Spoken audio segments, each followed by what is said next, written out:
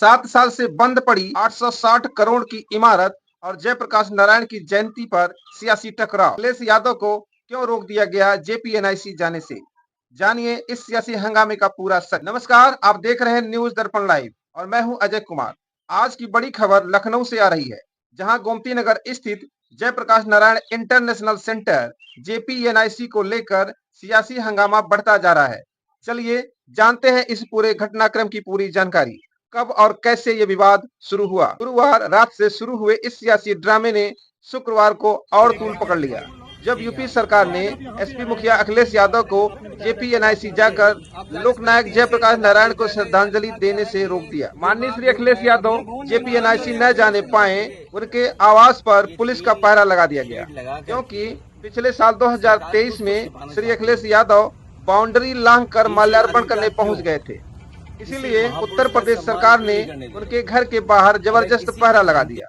इतनी सारी बैरिकेडिंग लगा दिया गया कि आना जाना मुश्किल लग रहा है। यह तस्वीरें बता रही हैं कि किस तरह के पुख्ता इंतजाम किए गए हैं। श्री अखिलेश यादव को रोकने का क्या यह बैरिकेडिंग सफाइयों को रोक पाएगी? क्या अखिलेश यादव माल्यार्पण नहीं कर पाएंगे? सुरक्षा का हवाला देकर सरकार ने अखिलेश को रोक दिया, लेकिन अखिलेश यादव ने हार नहीं मानी। उन्होंने अपने आवास के सामने जयप्रकाश नारायण की मूर्ति पर माल्यार्पण कर उन्हें श्रद्धांजलि दी। एक नजर डालते हैं आज की घटनाक्रम पर। 8 बजे अखिलेश के घर के बाहर करीब 10 फुट ऊंची बैरिकेडिंग लगा दी गई। 10:30 बजे एसपी कार्यकर्ताओं की भीड़ बैरिकेडिंग के बावजूद जमा हो गई। 11:30 बजे अखिलेश ने अपने घर के सामने जयप्रकाश नारायण की मूर्ति का माल्यार्पण किया। अखिलेश यादव का कहना है कि समाजवादी लोग हर साल जेपीएनआईसी जाकर जयप्रकाश नारायण को श्रद्धांजलि देते थे, इसलिए इस बार सरकार ने उन्हें रोक दिया। उन्होंने इसे विनाशकारी सरकार बताया। ठीक है। सर, आज आप यहाँ पे आए हैं, अभी आपने बताया था कल आप यहाँ पे। आप जाने से पहले टीन शेड लगा दिए गए हैं। यहाँ लिखा गया है कि ये निर्माण अभी भवन निर्माण।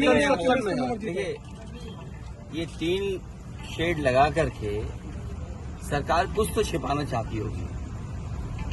टीन शेड आखिरकार क्यों? किसी महापुरुष का सम्मान क्यों नहीं करने दे रहे? अगर किसी की जयंती पर, और वो भी समाजवादी महान नेता जयप्रकाश नारायण जी की जयंती पर, और ये कोई पहली बार नहीं हो रहा है। हर वर्ष जयप्रकाश जयंती के दिन समाजवादी लोग यहाँ इकट्ठे होते थे, उनका माल्यार्पण करते थे, सम्मान के लिए यहाँ पर आते थे, अपने विचार रखते थे। एक वो महान नेता जिसने संपूर्ण क्रांति का नारा दिया और उस समय की सरकार के सामने झुका नहीं, और एक समय ऐसा आया कि उसकी संपूर्ण क्रांति की वजह से परिवर्तन हुआ देश की राजनीति में। ये जेपीएनआईसी, ये सोशलिस्टों का म्यूजियम, जयप्रकाश जी की प्रतिमा, और जो उसके अंदर सोशलिज्म को हम कैसे समझें, समाजवाद को हम कैसे समझें, वो तमाम चीजें हैं। ये टीन शेड लगा करके सरकार आखिरकार क्या छिपाना चाहती है? कहीं ऐसा तो नहीं कि बेचने की तैयारी हो, किसी को देना चाहते हो? काम को रोकना, काम को बिगाड़ना, और फिर काम का बर्बाद कर देना, और फिर ये लिख देना पेंटर बेचारा बैठा हुआ है, उसे केवल पैसा दिया होगा इस बात को लिखने के लिए कि निर्माणाधीन है। ये निर्माणाधीन नहीं है, ये बेचने की तैयारी है। इसको बेचा जाएगा, और मैं समझता हूँ अगर सरकार नहीं चला पा रही है तो बेच दे तो अच्छा है, कम से कम ये चलने लगेगा। और टीन शेड लगा करके कोई रोक नहीं सकता विचारधारा को, कोई रोक नहीं सकता विचारधारा को। कल का कार्यक्रम कल तय करेंगे। और कब तक लगा के रखें टीन शेड? 1 दिन, 2 दिन, 3 दिन, 4 दिन, 5 दिन, 1 साल, 2 साल, और 2 साल के बाद?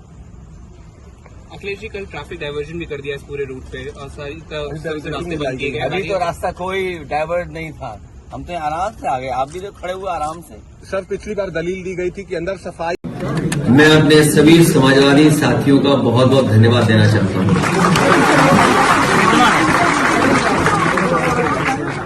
कल ही रात से एक समाजवादी कार्यकर्ता तैयार था आंदोलन के लिए।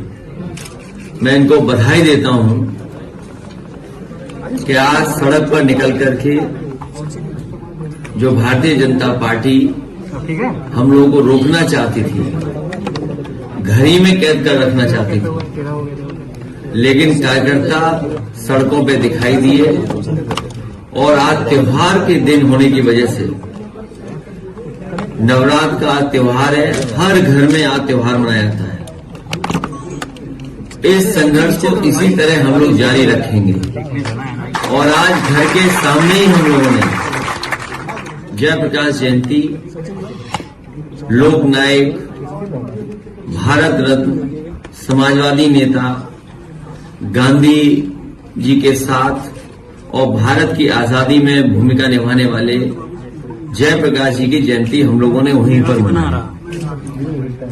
जो समाजवादियों ने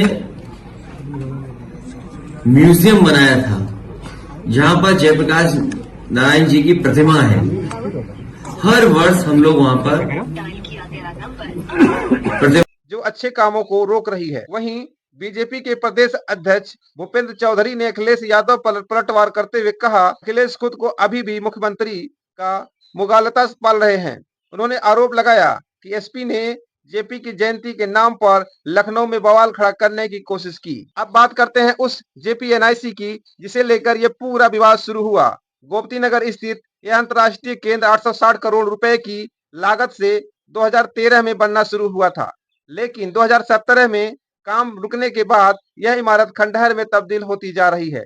यहाँ पर एक बड़ा convention hall, luxury hotel, gym, swimming pool और जयप्रकाश नारायण का म्यूजियम भी है। हालांकि इमारत में गड़बड़ी के आरोप के बाद 2017 में निर्माण कार्य रुक गया और इसके बाद से यह बंद पड़ा है।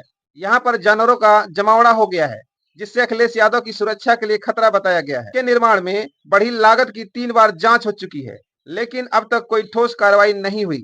पिछले साल एलडीए ने इसके जीर्णोद्धार के लिए 60 करोड़ रुपए मांगे थे, जिसे शासन ने हाल ही में मंजूर कर दिया है। तो ये था जेपीएनआईसी से जुड़े पूरे घटनाक्रम का अपडेट। क्या सरकार और विपक्ष इस मुद्दे पर आमने सामने आते रहेंगे या फिर इस विवाद का कोई हल निकलेगा? देखना होगा आगे क्या होता है। आप इस मुद्दे पर क्या सोचते हैं? अपनी राय हमें कमेंट में जरूर बताएं। जुड़े रहिए न्यूज दर्पण लाइव के साथ। हम आपको देश और दुनिया की हर खबर से रूबरू कराते रहेंगे। धन्यवाद।